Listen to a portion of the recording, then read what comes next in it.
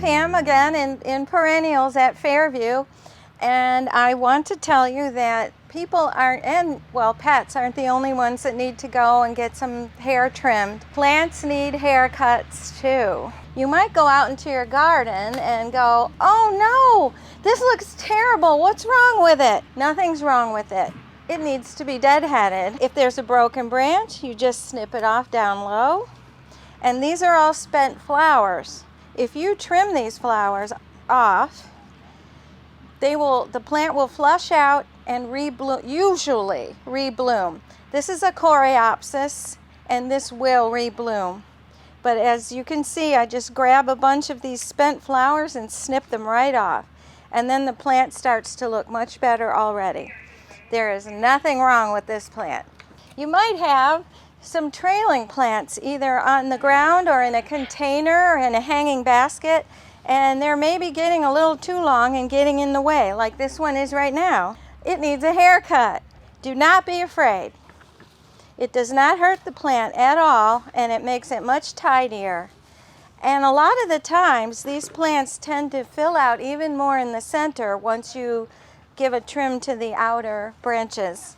Here's another one of our steppables. We try to keep them happy in their little tiny containers until they go to their forever home. The best way to do that, give it a haircut.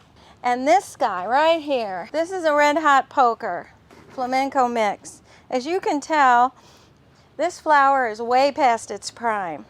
So in this case, you just take your snippers and go all the way down low and just snip it right off. And that will encourage new buds to come up the center and bloom again. Also, if you have any dead foliage that needs to be removed, you can do that too. It looks much better when you're done.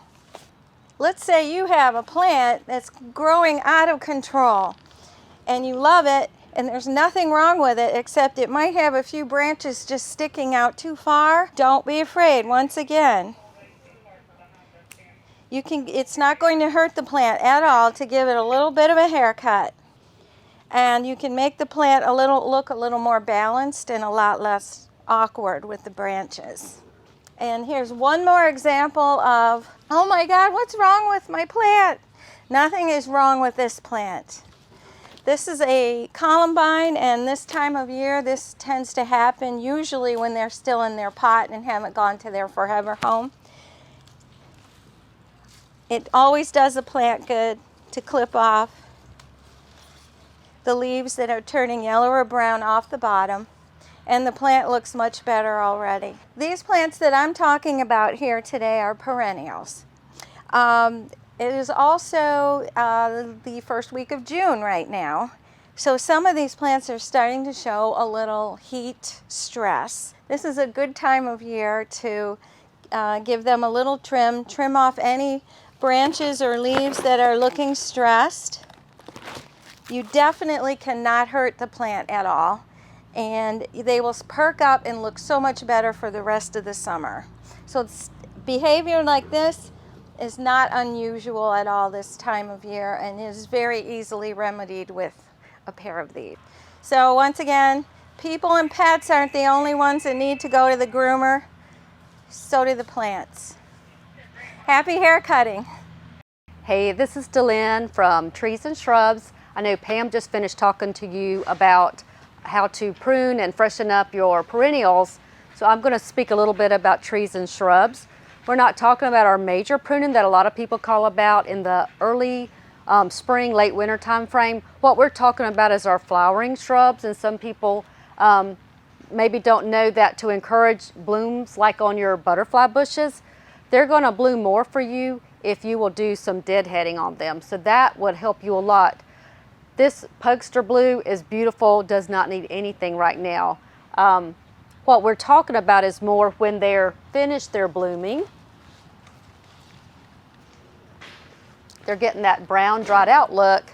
Then if you're going to cut back down, cut this brown part back, you can't see because it's a little far away, but down below you've got two new buds that are ready to come out. So once that top bud is dead and gone, that's going to encourage more leafing out, more budding and flowering for you, and that's why you buy these butterfly bushes. They will do it on their own, but they're going to do it a lot faster, and it's going to be healthier for the plant.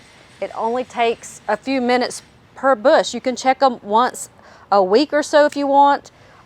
Listen to a podcast. It's just a pleasant way to take care of your plants. They'll look a lot better for you. You can do it with spirea. A lot of your shrubs are going to look a lot fresher if you will do this and spend a few minutes a week. Thank you.